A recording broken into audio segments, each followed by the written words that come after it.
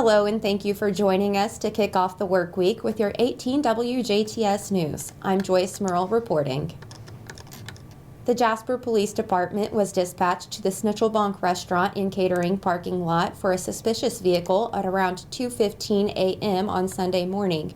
When officers arrived on scene, they made contact with the female driver, 34-year-old Rainbow Lynn Emmons, and after an investigation, it was determined that Emmons showed signs of intoxication. Emmons' blood alcohol content tested at .211, and she was booked and lodged into the DuBois County Security Center on charges of operating a motor vehicle while intoxicated, a first offense Class B misdemeanor, and operating a motor vehicle while intoxicated with endangerment, a Class A misdemeanor, operating a motor vehicle with a blood alcohol content of .15 or higher, a Class A misdemeanor.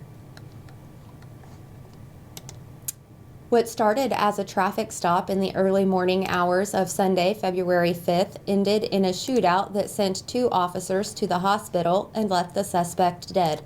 The Indiana State Police say it happened near the tiny town of Mitchell, Indiana, in Lawrence County, about 3:15 that morning.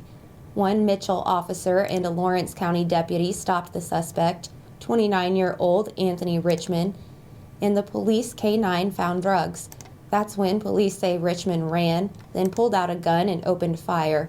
The officers returned fire and ended up killing Richmond. The deputy was hit twice, with the officer being hit once. Both were rushed to the hospital in Bloomington and were listed in stable but serious condition. Every 98 seconds, an American is sexually assaulted, and every 8 minutes, that victim is a child.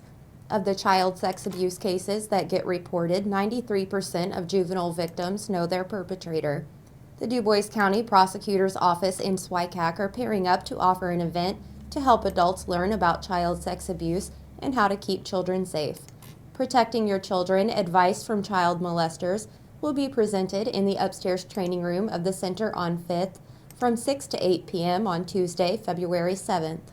Discussions will cover the extent of the problem, common tactics used by offenders, how to talk to children about abuse, practical safety rules, and how to respond to a disclosure of abuse. All adults are welcome to attend, but due to the nature of materials used, children and teens will not be admitted. To register, call SWICAC at 812-559-0490 or follow the link provided on our website. The mission of Rotary International is to provide service to others, promote integrity, advance world understanding, goodwill, and peace through its fellowship of business, professional, and community leaders. DuBois County's active local chapter includes dynamic and diverse professionals who are making a lasting difference in our community. They recently announced the opening of their grant cycle for nonprofit community organizations in DuBois County. After the application deadline on March 24th, the club's grant committee will review the applications, and they plan to announce the awards in May. Funds will release in August 2023. Projects costing up to $9,000 will be considered as long as they match one of the Rotary's 7 areas of focus: promoting peace, fighting disease, providing clean water, sanitation and hygiene, saving mothers and children, supporting education, growing local economies, or protecting the environment.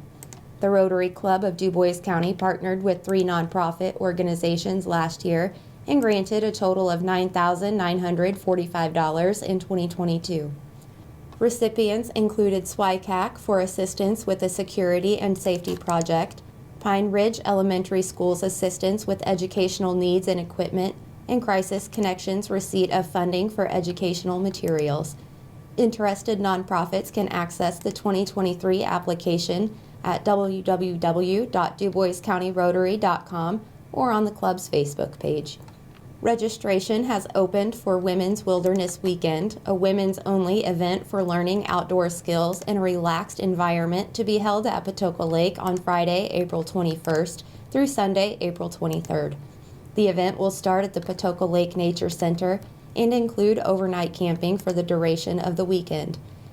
Women aged 16 and older can participate in activities that include in-depth archery lessons, kayaking, Dutch oven cooking, Basic Bushcraft Hunting 101, Wilderness First Aid, Trap Shooting, Rifle, Boat Operations, and Self-Defense, to name a few.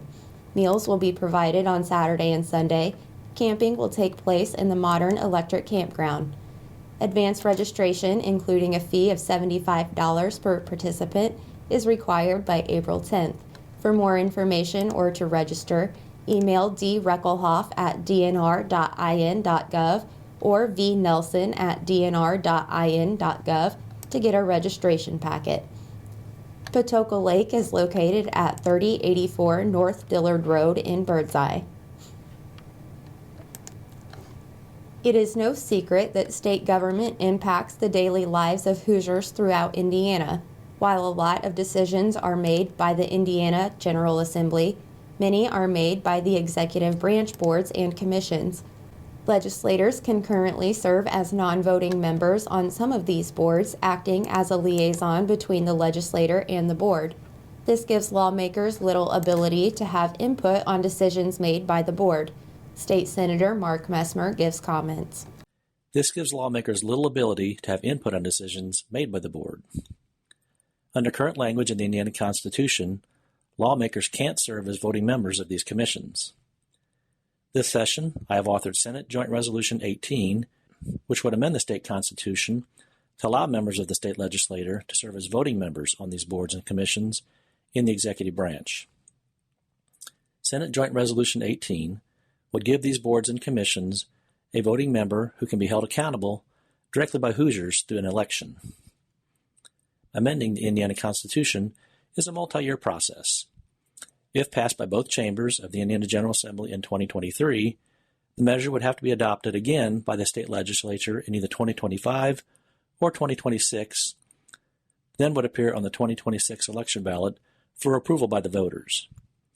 Senate Joint Resolution 18 passed out of the Senate Committee on Judiciary by a vote of 8-2 on February 1st. Updates on this resolution and other legislation this year can always be found on iga.in.gov.